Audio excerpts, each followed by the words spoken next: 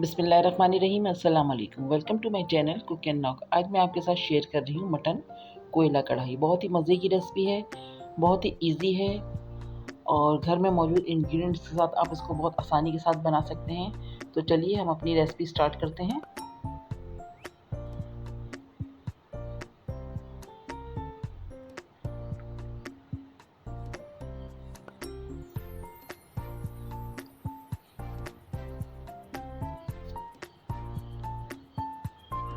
तो चलिए स्टार्ट करते हैं। यहाँ पर हमारे पास मटन है 1.5 किलो, जिसको मैंने 2 गिलास पानी डाल के बॉईल कर लिया है और इसको फुल डन किया है। इसमें मैंने 1 टेबल स्पून जिंजर गार्लिक का पेस्ट और 1 टीस्पून टर्मरिक पाउडर ऐड कर दिया था और हमने इसको फुल डन करके इसमें से थोड़ा सा स्टॉक रोक लिया था। इसमें स्टॉक हमारे पास हैगा तो हम इसको यूज़ करेंगे इसमें। तो यहाँ पर हमारे पास 5 से 6 टमाटर हैं जिसको हमने हाफ कट करके रखा हुआ है।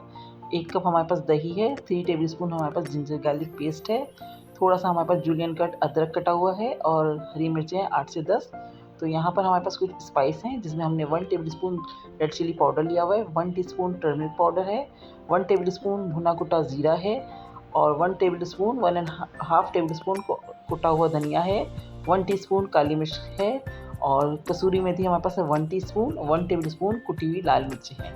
तो ये सब चीज़ें हमारी इसमें यूज़ होंगी। तो चलिए स्टार्ट करते हैं।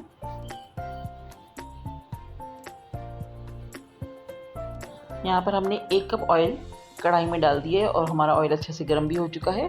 तो यहाँ पर हम सबसे पहले जिंजर गार्लिक पेस्ट ऐड कर रहे हैं। इसको 1 से 2 मिनट तक सौते करेंगे जब तक कि अदरक लहसुन का कच्चापन ख़त्म नहीं हो जाता। उस वक्त तक हम इसको थोड़ा सा फ्राई कर लेंगे।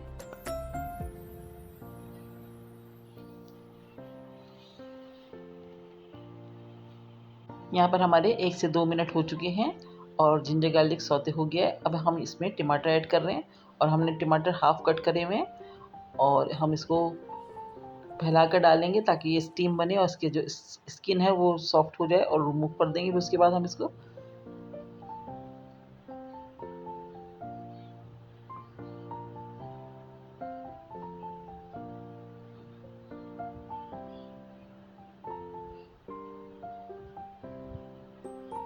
बस मैं इसको कवर कर दूंगी ताकि हमारे टमाटर अच्छे से सॉफ्ट हो जाए।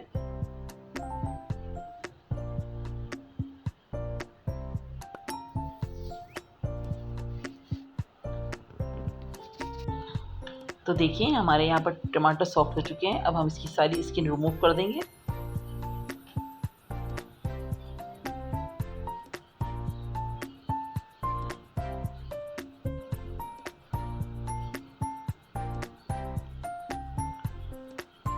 तो देखिए यहाँ पर हमने सारे टमाटर की स्किन रिमूव कर दी है। अब हम इस टमाटर को अच्छे से मैश करेंगे और इसको बिल्कुल उस वक्त तक भूनेंगे जब तक कि इसका पानी जो है वो ड्राई नहीं हो जाता।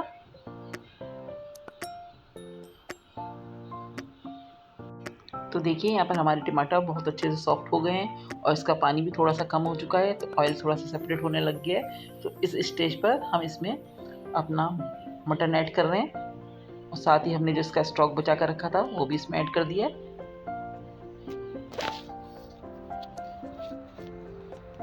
अब हम टमाटर के साथ मटन को भूनेंगे।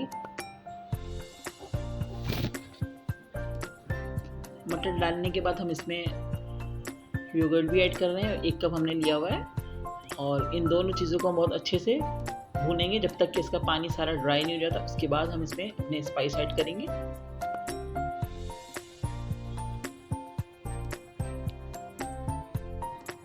तो देखिए यहाँ पर काफ़ी हद तक पानी ख़त्म हो चुका है इसका, खुश्क हो गया है पानी और टमाटर का और दही का थोड़ा थोड़ा रह गया है। बस अब इस स्टेज पर हम इसमें अपने सारे स्पाइस ऐड करेंगे।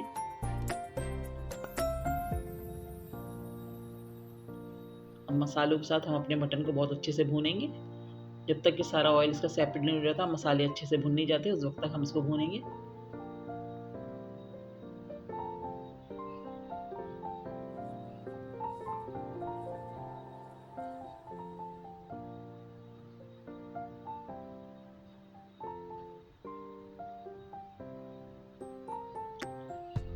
मसाला डालते ही बहुत अच्छी से खुशबू आना शुरू हो चुकी है हमारी कढ़ाई में।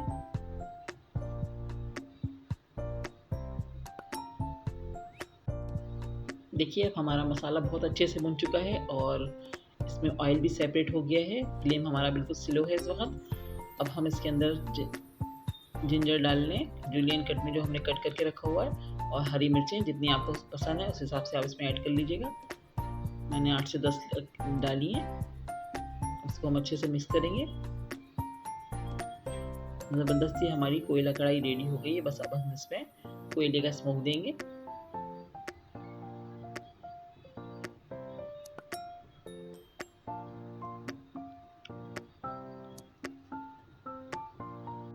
एक फॉयल पेपर मैं इसमें रख रही हूँ ताकि हम इसमें कोयला रख सकें।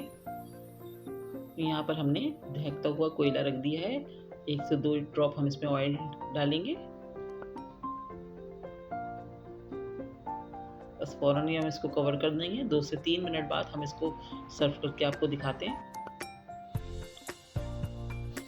तो देखिए हमारी मटन कोयला कढ़ाई बिल्कुल रेडी हो गई है। बहुत ही शानदार सी बनी है और ज़बरदस्त सा इसका कलर भी आया है। खाने में बहुत ही मज़े की है। आप इसको नान के साथ, चपाती के साथ सर्व कीजिए, बहुत मज़े की लगेगी आपको।